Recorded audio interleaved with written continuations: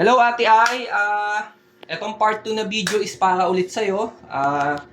Tuturo ko naman dito sa pangalawang video is yung pagbuo naman.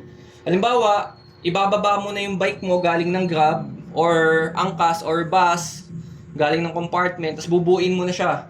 So ngayon, ang una mong gagawin is yung likod. So halimbawa, nababa mo na siya. Ayan. Ayan, baba mo na. So syempre, hawakan mo ulit dito sa seat post para di ka mahirapan. Tapos tatanggalin mo tong safety spacer niya para sa preno. Tapos, kunin mo yung likod na wheel set. Yan. Igaganto mo lang siya. Yan. Ganyan. So ngayon, ang diskarte ko dyan, Ate Ai, para ito hindi ka mahirapan, nakikita mo to. Yan. Nakikita mo tong chain na to. Pinapatong ko yan dito sa pinaka 11 teeth, yung pinakamaliit. Tapos, tinutulungan kong ibaba to. Yan, ganyan. Para suwabe lang yung pasok. O, kita mo, pasok na agad, o. Diba? O, yan. Ulitin ko, ha. So, pag kinalas mo siya, ganyan. Ayan, ha. Ito yung kadena, yung nasa taas. Pagka i-assembly ko na, para mabilis, nilalagay ko siya dito sa maliit. Ito.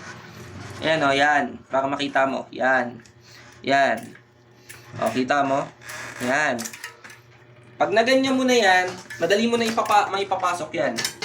O, ayan o. Kita mo, pasok na agad. O, diba? Tapos, kukunin mo lang yung true axle mo ulit. Ipapasok mo dito. Yan. Tapos, hihigpitan mo na. Paano naman? Pa-clockwise naman yung higpit. So, mararamdaman mo naman yan, Ate Ai. So, ganyan. Ayan. Basta higpitan mo siya. Ayan. O, ayan. Basta yan, mahigpit na. Halimbawa, ayan, mahigpit na siya. O, ayan. So, ayan, mahigpit na. Nakita mo, Ate Ai. Nandun siya sa pinakamaliit nilagay. Ginanon ko siya. Ginanon ko. Ayan. Medyo mahirapan ka lang dyan kasi newbie ka pa. So, ngayon, yung harapan naman. So, ang gagawin ko, tatanggalin ko ulit to, Ate Ai. Ayan, yung safety pin niya, set aside ulit. Tapos hahawakan ko dito. Tapos, tataas ko lang yan. Tapos, lagay ko yung gulong. Ayun, dapat yung rotor nandito sa kabilang side, ha.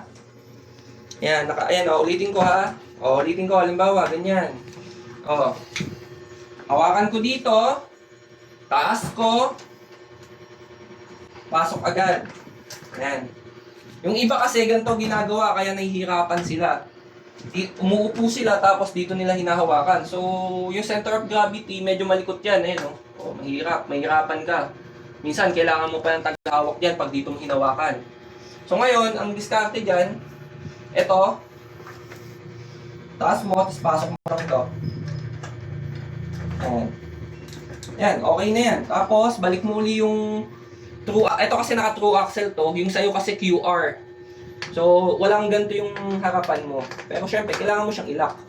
Kumbaga, hihigpitan mo lang yun. Ayan. O, yan. Pag naano mo na, tapos lock mong ganito, yan, okay na yan. So, makikita mo, buo na ulit yung bike. Yung kadena pala, minsan natatanggal yan sa biyahe, ibalik mo na lang. Ganyan.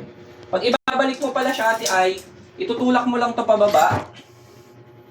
Tutulak mo pababa para lumuwag yung kadena, tapos balik mo dito. I-align mo lang. Yan. Bitawan mo na to. Bitawan mo na. Okay na yan. Ayan. Okay na uli yung bike. So, yan yung part 2 ng video natin. Sana makatulong sa'yo. Panoorin mo na lang para talaga sa'yo yan kasi hindi talaga ako nagbablog ng ganyan. So, request mo lang. So, yan.